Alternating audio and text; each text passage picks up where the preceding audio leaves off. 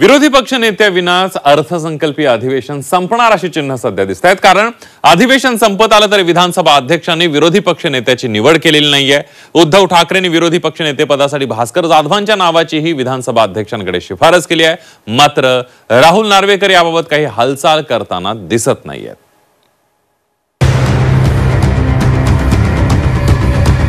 विरोधी पक्ष नेत्याविना अर्थसंकल्पीय अधिवेशन संपत आलं तरी विरोधी पक्ष नेत्याची निवड नाही। निवड होत नसल्यानं भास्कर जाधव निर्वाणीवर।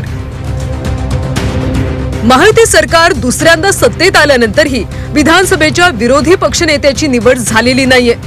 विरोधी पक्षनेतेपदासाठी विरोधकांपैकी कोणत्याच पक्षाकडे संख्याबळ नाहीये। त्यामुळे विरोधी पक्षनेता कोण निवडायचा हा निर्णय विधानसभा अध्यक्ष राहुल नार्वेकर घेणार आहेत। हिवाळी अधिवेशनात त्यांनी विरोधी पक्षनेता निवडला नाही। अर्थसंकल्पीय अधिवेशनात तरी विरोधी पक्षनेता निवडावा अशी मागणी उद्धव ठाकरेंनी केली। त्यांनी भास्कर जाधवांच्या नावाचीही विधानसभा अध्यक्षांकडे शिफारस केली। पण अर्थसंकल्पीय अधिवेशन संपत आलं तरीही विरोधी पक्षनेत्याची निवड झालेली नाहीये। सरकारच्या डोळ्यात डोळे घालून बोलणारा विरोधी पक्षनेता सरकारला नको असल्याची टीका भास्कर जाधवांनी केली आहे। एक अतिशय जबाबदार, एक अतिशय प्रखर आणि सत्ताधाऱ्यांच्या डोळ्यामध्ये डोळे घालून त्यांना प्रश्न विचारणारा विरोधी पक्ष असला पाहिजे, अशा पद्धतीची संविधानामध्ये तरतूद आहे, अपेक्षा आहे। आणि म्हणून संविधानावर चर्चा, विधानसभा उपाध्यक्षपद आणि त्याच वेळेला विरोधी पक्षाची निवड करून या ठिकाणी विधानसभा अध्यक्ष आणि हे सरकार एक देशासमोर एक नवीन आदर्श ठेवतील अशी मला अपेक्षा आहे। संविधान स्वीकारल्याला 75 वर्ष झाल्याच्या निमित्तानं आयोजित विशेष चर्चेत सुद्धा त्यांनी विरोधी पक्षनेतेपदाचा मुद्दा उपस्थित केला। किमान विधानसभा उपाध्यक्ष आणि विरोधी पक्षनेतेपदाची निवड करून घटनेचा सन्मान करावा असं आवाहन जाधवांनी केलं।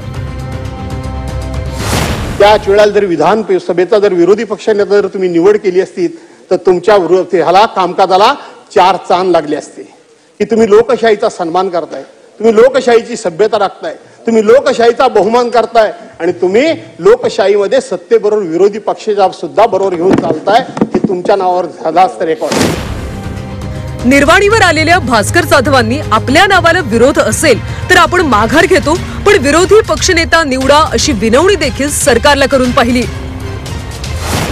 माझ्या नावाची अडचण असेल आज खुलेआमपणे या महाराष्ट्राच्या समोर मी या विधानसभेमध्ये सांगतो, मला भावनेच्या जाऊन बोलत नाही, पण लोकशाहीचं संवर्धन म्हणून माझ्या नावाची अडचण असेल, मी माझं पत्र आत्ता मागे घेतो, माझं पत्र आत्ता मागे घेतो। तुम्हाला माझ्या पक्षप्रमुखांकडून, आमच्या महाविकास आघाडीकडून दुसरं कोणाचं पत्र पाहिजे तर देतो। भास्कर जाधव नको म्हणजे विरोधी पक्ष नको अशी दावा धारणा ठेवू नका। अधिवेशन संपता तरी विधानसभा अध्यक्ष विरोधी पक्षनेतेपदाचा निर्णय घेतील अशी अपेक्षा विरोधकांना आहे। पण सध्या तरी विधानसभा अध्यक्ष कोणताही निर्णय घेण्याच्या तयारीत दिसत नाही। त्यामुळे विरोधी पक्षनेत्याची निवड आता पावसाळी अधिवेशनापर्यंत लांबणीवर पडणार का अशी शक्यता निर्माण झाली आहे। ब्युरो रिपोर्ट, झी24 तास, मुंबई।